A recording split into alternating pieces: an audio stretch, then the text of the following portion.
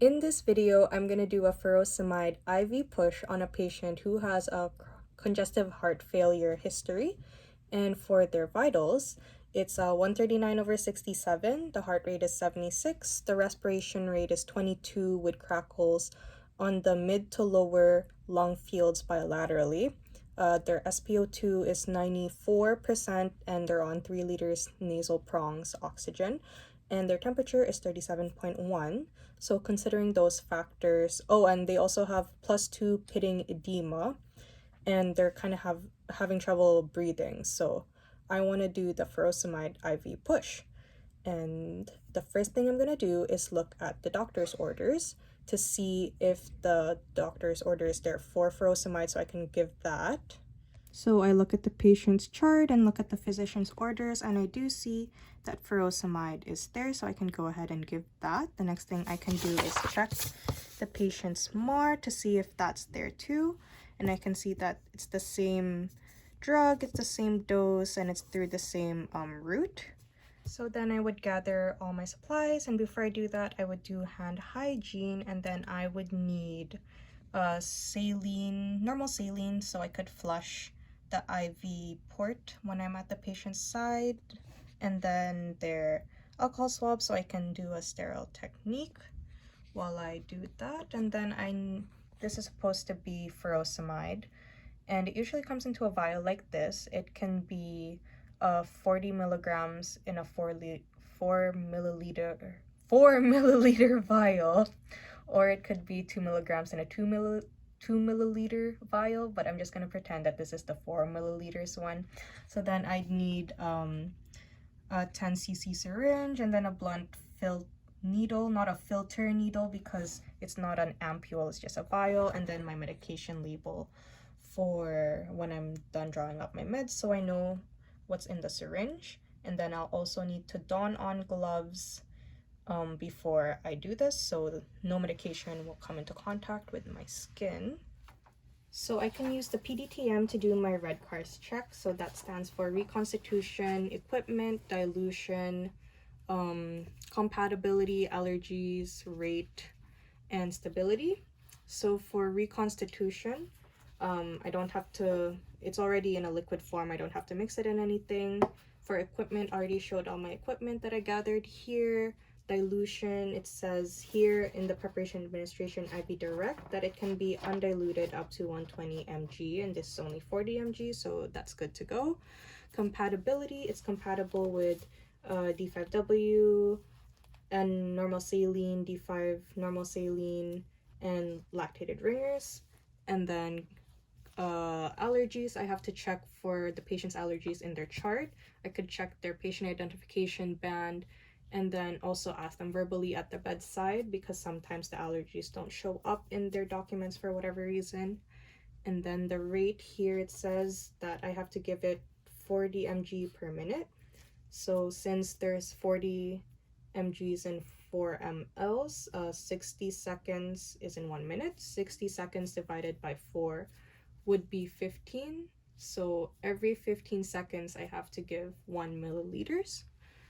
And stability, it says it has to be stored at room temperature and protected from light, and if the solution is yellow then I have to discard it. So I can check the expiration date on the vial and also check if the solution is yellow, so it's good. I can check if I can use that.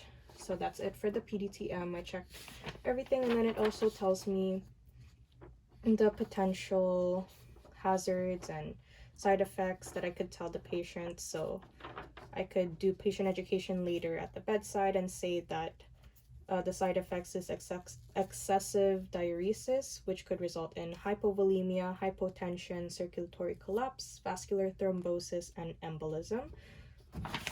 And then now I can do my 3 checks and 10 writes. So the 3 checks is when I grab the medication, after I draw, and then before I administer it. And then for the 10 writes, it's the right patient, right meds, right dose, right route, right time, right reason. And then at the bedside, I can do right to patient education, right to refuse, and then right to evaluation. And then I can do my first check now. So then I'm giving it to Earl Smith. And then it's furosemide, it's 40 mg, it's IV, person, dose, route, and then the right time, it says here it's 0800, and let's just say that's the time now, so it's the right time. The reason is for the congestive heart failure, and right now he's having trouble breathing, so there's probably like fluid overload because of, and that's evidenced by the crackles in his lungs, and then also the +2 pitting edema.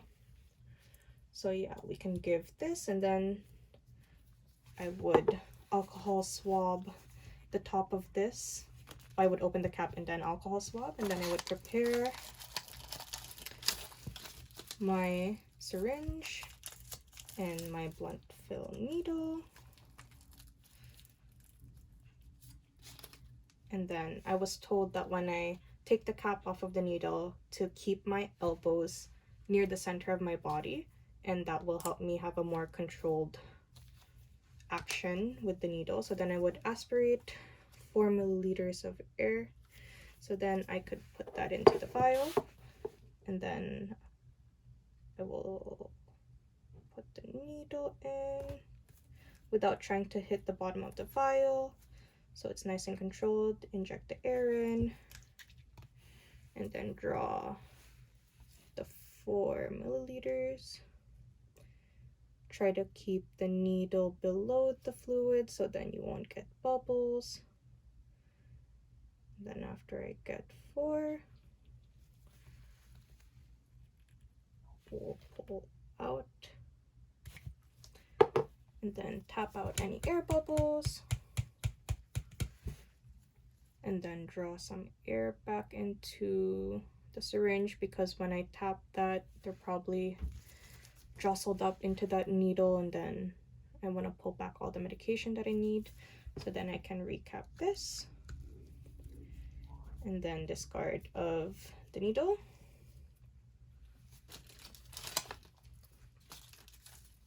And this can go into the sharp spin, and then I can have this labeled with my medication label, and then say what drug it was, the patient's name, the dose, the time, my initials. So then now everyone knows what's in the syringe. And then I would do my second check to the MAR, and then I can doff my gloves and then head over to the patient's room. So I'm gonna walk into my patient's room with all my equipment and my MAR. Then I'm gonna do hand hygiene and then put gloves on.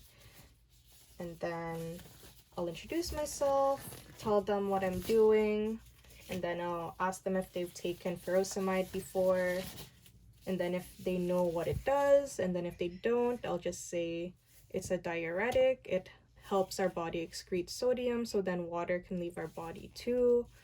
And then I would tell them the side effects, so like the hypovolemia, hypotension, then hypokalemia, or like just loss of electrolytes in general.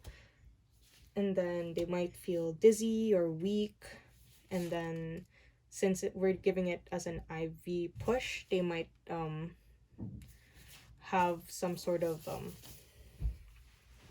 reaction to that, so I will be monitoring that throughout the procedure. And then I will look at their identification band and compare to the MAR just to make sure that I'm giving it to the right person. And then while I'm looking at their identification band, I can look for allergies and also ask them about allergies. And they say they don't have allergies to furosemide and they've had it before, so I can give it to them. And then I can inspect their emergency equipment, see if there's any emergency tubings, if their emergency suction is working, and then if their oxygen levels is where it's supposed to be. So they're on 3 liters of nasal prong, so I would check that, make sure there's oxygen flowing out of that. And then bed breaks, environmental clutter, all of that stuff.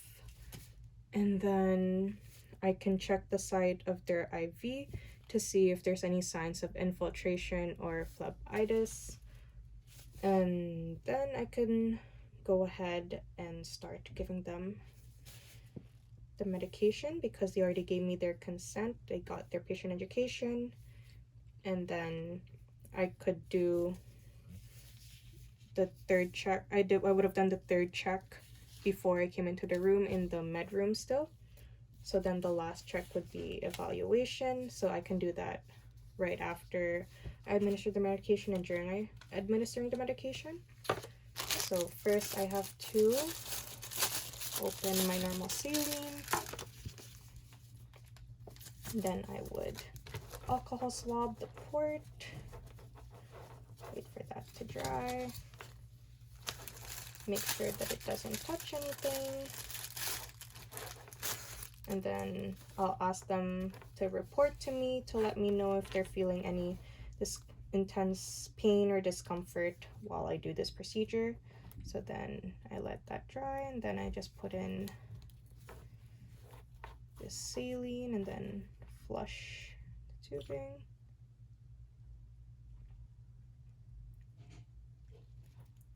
Okay, so that's one. And then I will get another alcohol wipe. So then I can wipe it again. And then now I'm gonna administer the medication. So I will use a clock. Oops.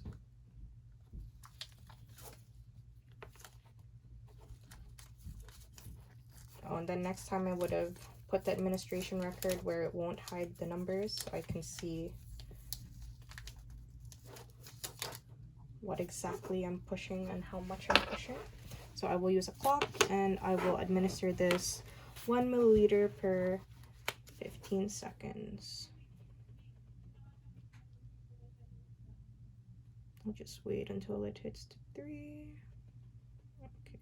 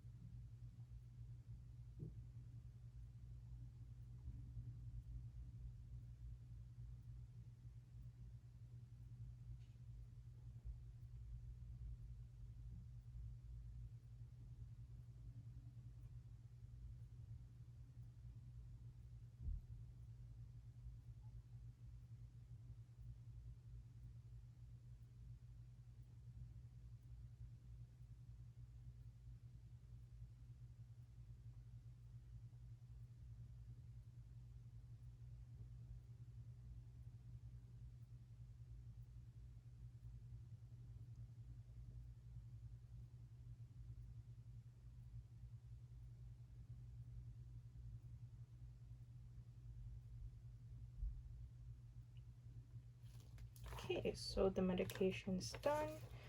And then I will wipe this one last time. So then I could do another flush. And I will administer the flush the same rate that I administered the medication. And this is to make sure all the medication in the tubing gets into the patient. That's why we have to administer it at the same rate, because we don't want to give that medication all at once. So again, 1 milliliters per 15 seconds. I'll start when it's at 12.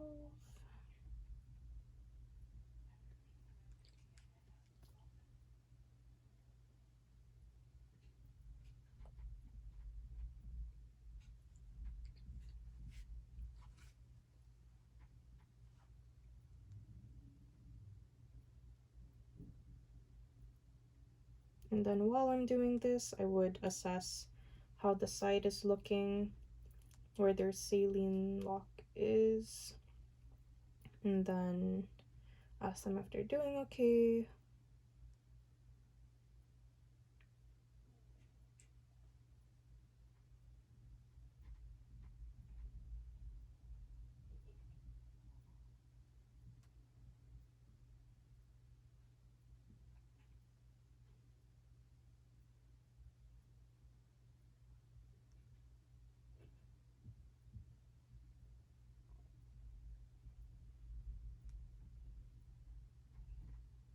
Fifteen more seconds left to go.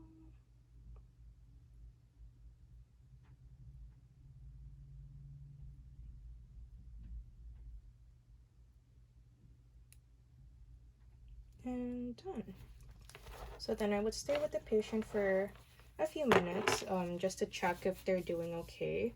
And then I could also reevaluate their vital signs afterwards to see if the furosemide worked and see if their blood pressure went down a little bit or if they still have a pretty high respiration rate, because it was at 22, so I can see if that went down.